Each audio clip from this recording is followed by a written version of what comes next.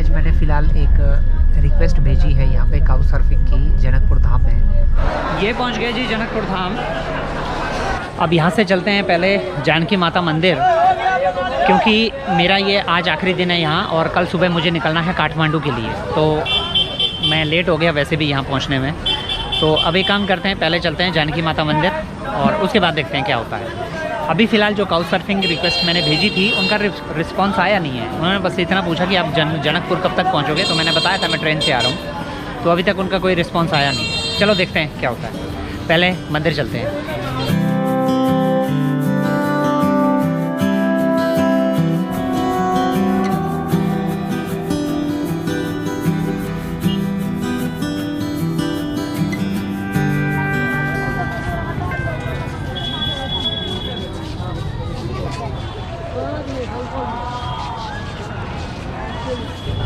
लगभग 12,000 साल पहले त्रेता युग में रामायण के अनुसार जो राजा जनक थे वो मिथिला के राजा थे और मिथिला की राजधानी थी जनकपुर। और कहा जाता है कि यहीं पे माता सीता राजा जनक को किसी घड़े में हल जोतते हुए उनको मिली थी। तो ये जो जगह है ये इसीलिए फेमस है। और ये जो टेंपल आप पीछे देख रहे हैं ये है जानकी माता मंदिर। और जानकी माता का मंदिर होने के साथ साथ कहते हैं कि यहाँ पे श्री राम और सीता माता ने जो फेरे लिए थे वो मंडप भी यहीं पे ही है। तो बहुत सारे श्रद्धालु उसको देखने के लिए यहाँ पे आते हैं। तो फ़िलहाल बहुत सारे जो इंडियन टूरिस्ट हैं वो जाते हैं नेपाल की तरफ, पोखरा की तरफ, लेकिन इस इलाके में बहुत कम लोग आते हैं। मैंने देखा यहाँ पे ज़्यादातर जो लोग हैं वो यूपी या बिहार साइड से या बंगाल साइड से आए हैं। लेकिन हमारा जो जैसे पंजाब, हरियाणा, हिमाचल प्रदेश या गुजरात या राजस्थान, उस साइड से मैं बहुत सारे लोगों से बात कर रहा हूँ, मुझे कोई आदमी नहीं मिला यहाँ पे। जितने भी लोग हैं वो सारे के सारे जो है इसी साइड के हैं, ईस्टर्न पार्ट के ज़्यादा लोग हैं। तो ये एक भव्य मंदिर है, इसको मैं देखना चाहता था। सच में बहुत अच्छा लग रहा है यहाँ पे आके। आइए चलते हैं ज़रा अंदर क्या है इसमें, देखते हैं।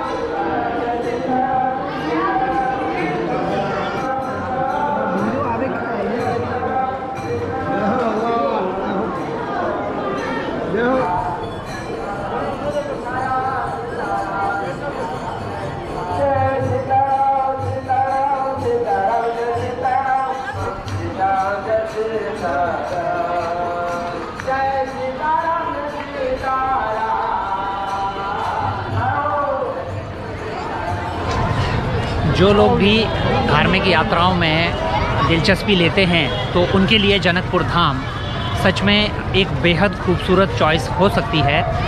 यहाँ पे आप देखेंगे पीछे बहुत ज़्यादा भीड़ है और कहते हैं कि यहाँ पे अभी शाम को एक आरती होगी लगभग 7:30 बजे के आसपास। दरअसल एक चीज़ आपको बताना भूल गया, दरअसल ये जो जनकपुर धाम है द सिटी ऑफ पॉन्ड्स भी कहते हैं, यानी कि यहाँ पे लगभग 72 पॉन्ड्स हैं, यानी कि छोटे बड़े तालाब 72 हैं। हर जगह आपको तालाब मिल जाएंगे। तो एक यहाँ पे पीछे गंगा सागर है, वहाँ पे हर शाम को आरती होती है, जिसको देखने के लिए लोग पूरे भारत से आते हैं। अगर आप दिलचस्पी रखते हैं धार्मिक यात्रा की तो जनकपुर धाम सच में श्रद्धालुओं के लिए बहुत ज़बरदस्त जगह है। यहाँ पे आसपास में जो माहौल है इस समय वो सारे के सारा जिसको कहते हैं ना आप एक वो आध्यात्मिक माहौल है। अच्छा लगा यहाँ पे आके। जो मैंने सोचा था जनकपुर के बारे में ठीक वैसा ही है। यहाँ पे आपको धार्मिक सद्भावना और जिसको बोलते हैं धार्मिक जो प्रेम है वो एक अलग लेवल का है। अगर आप आते हैं नेपाल तो मुझे लगता है जनकपुर भी आपको एक बार आना चाहिए। और अगर तो आप मेरी तरह ट्रैवलर हैं तो जनकपुर क्योंकि आपके रास्ते में होते हुए आता है, चाहे आप कक्करबिट्टा की तरफ से आओ जैसे मैं आया था, या फिर आप जयनगर की तरफ से आओ। आपने देखा जो मैंने रेल का सफ़र किया और मेरा तो जो रेल का सफ़र है सच में बहुत ज़बरदस्त रहा। और अब ये मैं पहुंचा हूँ जनकपुर धाम। फ़िलहाल अंधेरा होने वाला है यहाँ पे। अभी तक वो जो काउ सर्फर हैं उनकी तरफ से कोई रिस्पांस आया नहीं है।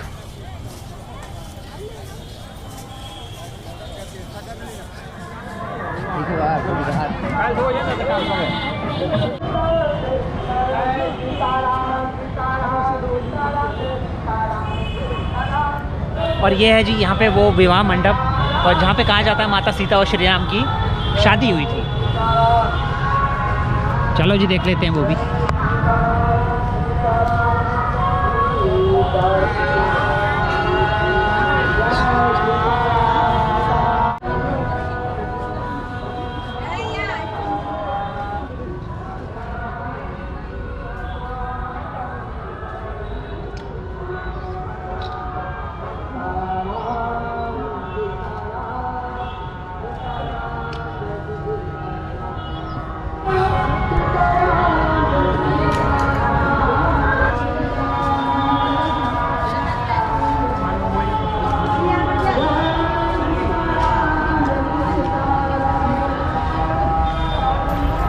बात है, वैसे का वैसा ही बनाया हुआ है जैसे उस टाइम रहा होगा ना।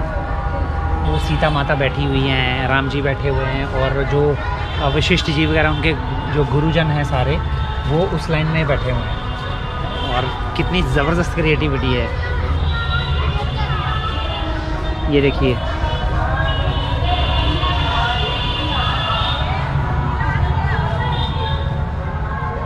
वो देखिए, ये साइड का है सीन।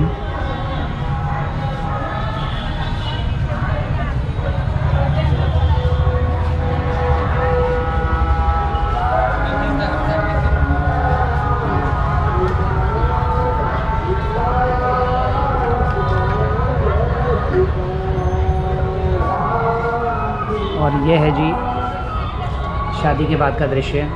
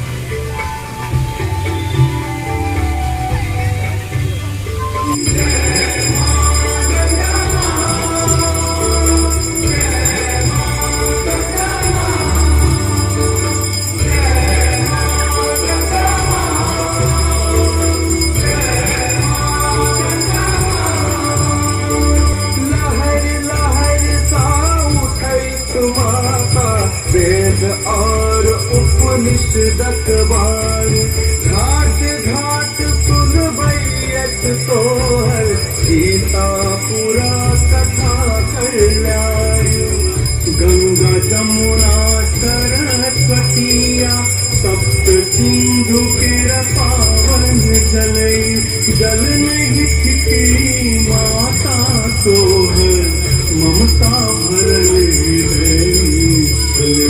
दर्शन मात्र दर्शन मात्र माता गण के भव सागर संसार की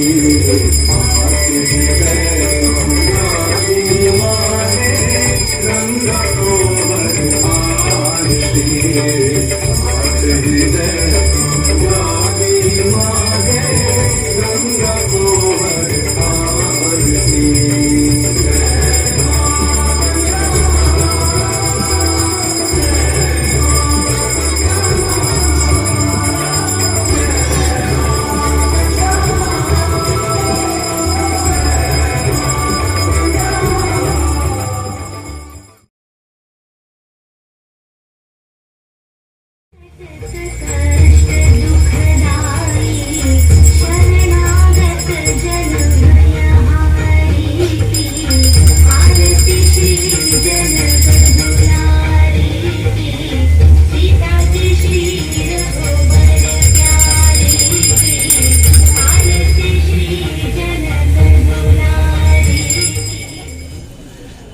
प्राचीन मिथिला के राजा राज ऋषि जनक के राजधानी जगत जननी ममतामयी माता सीता के जन्म नगरी मध्य प्रदेश के राजधानी जनकपुर धाम नेपाल में अपने सभी के हार्दिक स्वागत अच्छे।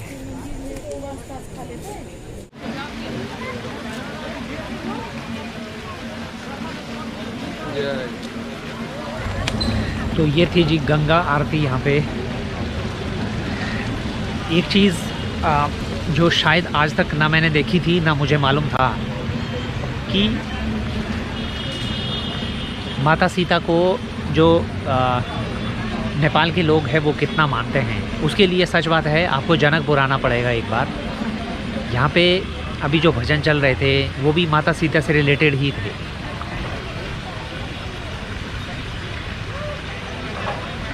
और ये बड़ा इमोशनल सा मोमेंट हो जाता है कई बार, ख़ास करके मेरे लिए, क्योंकि मैं उतना ज़्यादा धार्मिक इंसान तो नहीं हूँ, लेकिन फिर भी कई बार ये चीज़ें मेरे को थोड़ा सा इमोशनल कर देती हैं। तो यहाँ आके मुझे पता चला कि माता सीता का जनकपुर से कितना गहरा संबंध है। मैं आपको सच बात बता रहा हूँ कि हालांकि मैं एक ट्रैवल ब्लॉगर हूँ, एक जगह से दूसरी जगह जाना, लेकिन इस शहर ने मुझे थोड़ा सा इमोशनल कर दिया।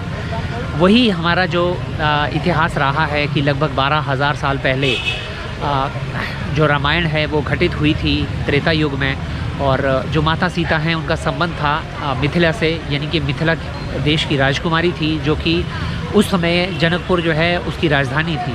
तो जो राजा जनक जी हैं वो यहीं से थे। उनको सीता माता हल जोतते हुए कहते हैं कि किसी एक घड़े में मिली थी। तो अब आप समझ सकते हैं कि माता सीता के लिए यहाँ के लोगों का कितना प्रेम है, वो अभी आपने आरती में देखा। और दूसरा, बहुत सारे जो इंडियन लोग हैं वो सीता माता की तरफ, मैं आपको सच बात बता रहा हूँ, हमारे यहाँ पे राम जी को थोड़ा सा हम लोग जो है ज़्यादा मानते हैं, लेकिन सीता माता की हमने कभी बात नहीं की। सीता माता का जो बलिदान था उसके बिना रामायण संभव ही नहीं थी। तो खैर, राम अकेले नहीं हैं, राम के साथ में सीता, उनका एक जिसको बोलते हैं ना, एक ऐसा अंग था जिसके बिना रामायण पॉसिबल ही नहीं थी। तो मुझे अच्छा लगा जनकपुर में आके। दरअसल जो मेरे होस्ट हैं जिनको मैंने मैसेज किया था, तो उन्होंने थोड़ा लेट से मैसेज देखा, लेकिन उसके बाद उन्होंने मुझे गाइड किया था इस जगह आने के लिए। तो फिर मैं यहाँ पे पहुँच गया। उन्होंने मुझे कहा था कि आप वहाँ पे जाइए, गंगा आरती होती है वहाँ। तो मुझे अच्छा लगा। और अभी उन्होंने मुझे कहा है कि आप कहाँ हैं, तो थोड़ी देर में वो शायद मुझसे मिलने यहाँ पे आएंगे। देखते हैं उनके साथ कैसा रहता है टाइम। तो फ़िलहाल अच्छा लगा यहाँ पे आके। उनका नाम है विजय जी। तो विजय जी से मैं अब थोड़ी देर में मिलूँगा, यहीं पे ही थोड़ी देर बैठूँगा जब तक वो नहीं आते हैं। जनकपुर धाम की ये शाम सच बात है मेरे लिए बहुत ख़ास थी। जब मैं वहाँ पे गया था, जो मंदिर था वहाँ पे मैंने देखा और मुझे वहीं पे अच्छा लगा। उसके बाद विजय जी ने कहा कि नहीं, आप गंगा आरती ज़रूर देखिएगा। तो फिर मैं यहाँ पे आया, और सच बात यह है कि इसकी एक अलग ही बात है। जो लोग भी धार्मिक जगहों पे जाना चाहते हैं तो मैं रेकमेंड करूँगा एक बार आप जनकपुर धाम ज़रूर आइएगा, आपको सच में बहुत अच्छा लगेगा। इसको बोर्डिंग बोला जाता है। क्या बोला जाता है? बोर्डिंग। तो उसमें क्या करते हैं, गड्ढा करते हैं? गड्ढा मोटा पाइप नीचा धंसा हुआ है। अच्छा, 500 फीट जोड़ कर लाया हुआ है। 500 फीट। तो वो पानी अपने आप ऊपर अपने आप आ जाता है? अच्छा, 800 फीट नीचे से पानी अपने आप ऊपर है। स्टार्ट हो जाता है कि अच्छा, स्टार्ट हो जाता है। जितने नीचे गए अभी इसमें होता है। और गांव, हमारा गांव एक मोटे है, ये नाम है। अच्छा, एकदम शुद्ध पानी है, शुद्ध पानी है। हाँ वही मैं देख रहा हूँ, बहुत सारे लोग पानी यहाँ से भर के ले जा रहे हैं। वाह। मिनी वाटर हो रहा है, उससे भी अच्छा पानी है। हाँ, अच्छा, तो ये पानी इसमें जाता रहता है, तो ये ऐसे ही भरा रहता है? अच्छा, बोर्डिंग का पानी। अच्छा। दरअसल यहाँ पे एक अलग सी चीज़ मुझे देखने को मिली। पीछे पानी बह रहा है, तो मैंने ऐसे ही पूछ लिया कि ये पानी कहाँ से आया। तो मुझे इन्होंने कहा कि बोर्डिंग का पानी, यानी कि कहते हैं यहाँ कहीं पीछे एक पाइप को घुसाया हुआ है नीचे। अब यूजुअली हमारे यहाँ पे क्या होता है कि जो बोरिंग करते हैं नीचे, तो उसमें जो है मोटर लगाते हैं ताकि पानी को ऊपर सक करें। लेकिन ये कह रहे हैं कि बिना मोटर के ये पानी कॉन्टीन्यूसली जब से बना है तब से ये चल रहा है। और ये जो तालाब है यहाँ पे पॉन्ड, इसको वो भरता है ये पानी और कंटिन्यू। और यहाँ पे मैंने देखा बहुत सारे लोग बॉटल्स वगैरह लेके आते हैं और ये जो पानी है इसको पीने के लिए इस्तेमाल करते हैं। तो ये एक हैरानी वाली बात है। पता नहीं, शायद मैंने नहीं सुना कि ये क्या होता है। बोर्डिंग बोलते हैं इसको, बोर्डिंग का पानी है ये, यानी कि मोटर बिना मोटर के लगभग 800 फीट नीचे से पानी अपने आप ऊपर आता है। और वो भी देखिएगा कितने बड़े प्रेशर में आ रहा है। और देखिए कितने सारे लोग हैं यहाँ पे लेके आ रहे हैं, वो पानी के लिए आए हैं।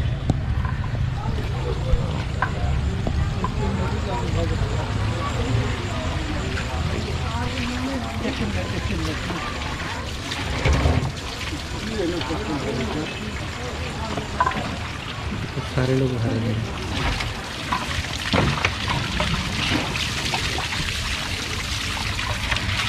तो ये यहीं पे ही है इस तरह का, या और भी है कई जगह पे? यहाँ पर यहीं पर है, सिर्फ यहीं पे ही है? यहीं पर है। अच्छा, और पूरा जनकपुर यहीं पर, पूरे जनकपुर में सिर्फ गाँव यहीं? से मेरे और पूरा गाँव पूरा 500 यहाँ का जनकपुर में। अच्छा अच्छा। हेलो, जहाँ पे वो आरती होती है ना, मैं वहीं पे हूँ।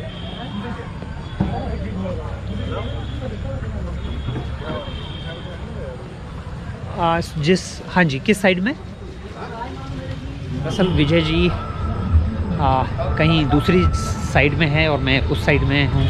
मैं इधर हूँ और वो उस साइड में है। तो यहाँ पे कहीं लाइब्रेरी है।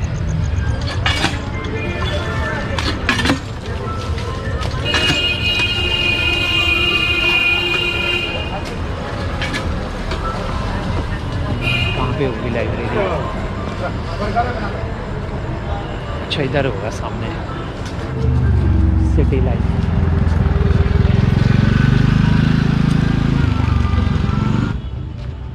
हाँ, ये लिखा हुआ है मेरे लेफ़्ट में है अब, चाय अड्डा। अच्छा, ओके ओके ओके ओके।